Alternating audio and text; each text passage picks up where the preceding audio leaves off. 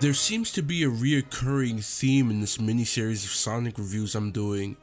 They're all games I haven't touched since I was a kid. Sonic Colors DS is the second game I'll be looking at, as some of my lovely subscribers voted on a poll I made about which DS Boost games they want to see me cover. Rush obviously won, Colors DS came in second, and Poor Rush Adventure came in dead last. So here we are, back again, this time looking at the last installment of the DS Boost trilogy. Is this game still the slept-on classic I fondly remembered it to be for over a decade?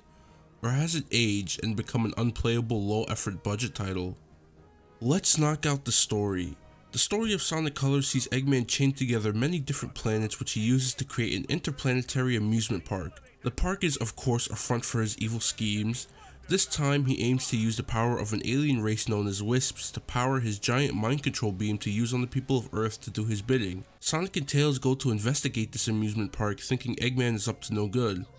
Along the way, they meet a wisp named Yacker who confirms Eggman's evil doings, and the classic duo stops Eggman, freeing all the planets and allowing the wisps to return to their rightful homes. There isn't much to grasp about the plot of Sonic Colors, especially in the Wii version where it plays out like a mini arc in a Saturday morning Kids WB cartoon. The writing itself in the Wii version marks the debut of Kevin Pontac and Warren Graff, two writers who wrote for classic animated series such as Happy Tree Friends. Shout out to those of you who know. Sonic and Tails come off as much more flippant and carefree in this adventure, and rightfully so, as it's a much more light-hearted story compared to past Sonic games, but it also means that the more serious moments are hard to take seriously, because a lot of the writing focuses on Sonic and Tails trading quips, clowning Eggman, and briefly expositioning before moving on to the next level. I'm not a fan of the writing in the Wii version of Sonic Colors. Not a fan of this era of Sonic's character in general. The whole lovable dick who saves the day was cool to me when I was 10.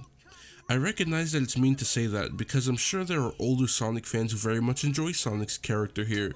If you do, that's fine. I much prefer the more shonen MC archetype Sonic that we see in games like Sonic Rush and Secret Rings. He's a confident, silly guy, but when it's time to take things seriously, he knows what to do or what to say. I say all that to say this. I genuinely find the execution of the story in Colors DS to be much better than the Wii version.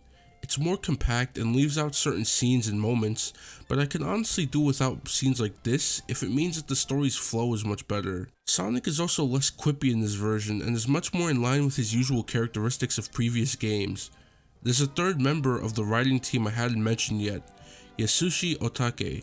He also worked on the scenario writing for Freeriders, a game that I think, if nothing else, has some fun moments between different characters and generally good writing. Don't get me wrong, there's a bit of goofiness found in the Wii version story in a few instances, but it's nowhere near as unbearable as I found the Wii version to be. I believe he is the one most responsible for Colors DS's story. The best thing about this game is all the characters in the park. Knuckles, Team Dark, Team Rose, the Chaotix, Blaze, and Silver are all here and they add some meat to the story. Team Dark, Chaotix alongside Blaze and Silver seem to be investigating or doing whatever they can to also stop Eggman, while Team Rose is up to their own shenanigans. None of them are invited by Sonic and Tails. They're all already there and doing their own things, and I love that. It shows that it's not always up to Sonic to save the day, even if he ultimately does so in the end. He has help and that's awesome to see.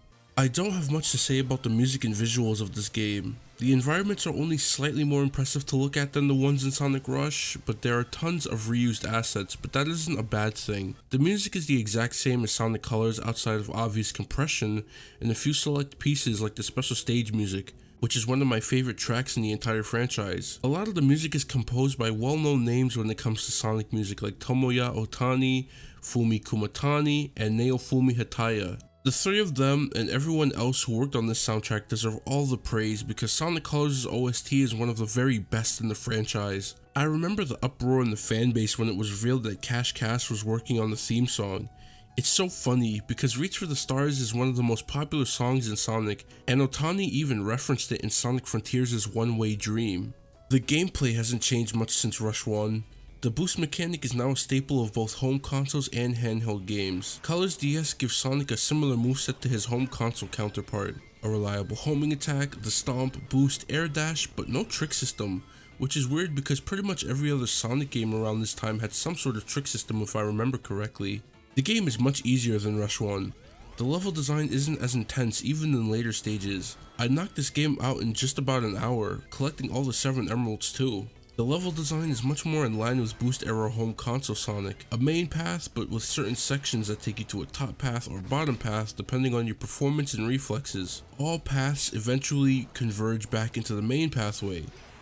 The levels feel linear but can be expanded using wisps to get to different areas. For example, pressing X to use the burst wisp will allow you to jump multiple times in mid-air to travel far distances or reach higher areas. There are only 5 wisps in this version of the game: Drill, Burst, Void, Laser, and Rocket. The Wii version has a few more like Cube, Spike, and Hover wisps. All the wisps in the DS version are essentially meant to access new areas of each level and not much else. Some of them are context sensitive, so certain wisps only work under certain circumstances. For example, the Drill wisp can only be used next to special digging sites or underwater. There are 6 zones, and each zone gets 2 stages and a boss act. There are also 3 optional missions featuring the side characters mentioned earlier in each zone. The bosses are insanely easy, and a lot of them are simply reskins with different attack patterns. Even the final Eggman Wisp boss was easy, but I remember that being a thing even for home console Sonic games at the time. There's a secret boss in the DS version which can be unlocked after collecting the 7 emeralds. The 7 emeralds are unlocked by completing a level with 50 rings minimum.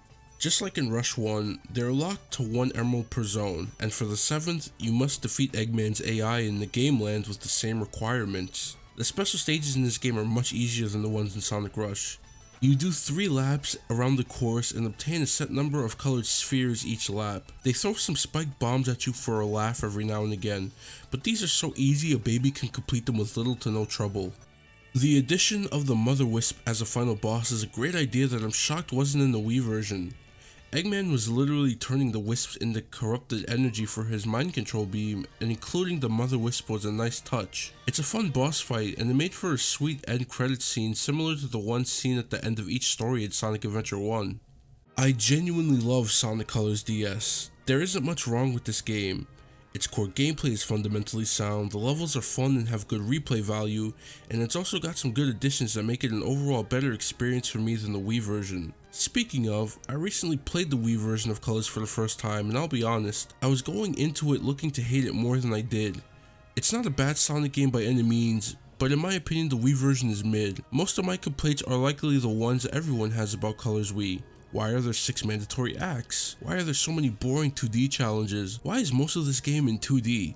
You may as well just play the DS version at that point. All of that coupled with lackluster writing makes Colors Wii a far less enjoyable experience for me than Colors DS. I know it's a matter of opinion at the end of the day, but damn it, I feel like Colors DS is slept on, and it deserves more recognition for how good it actually is.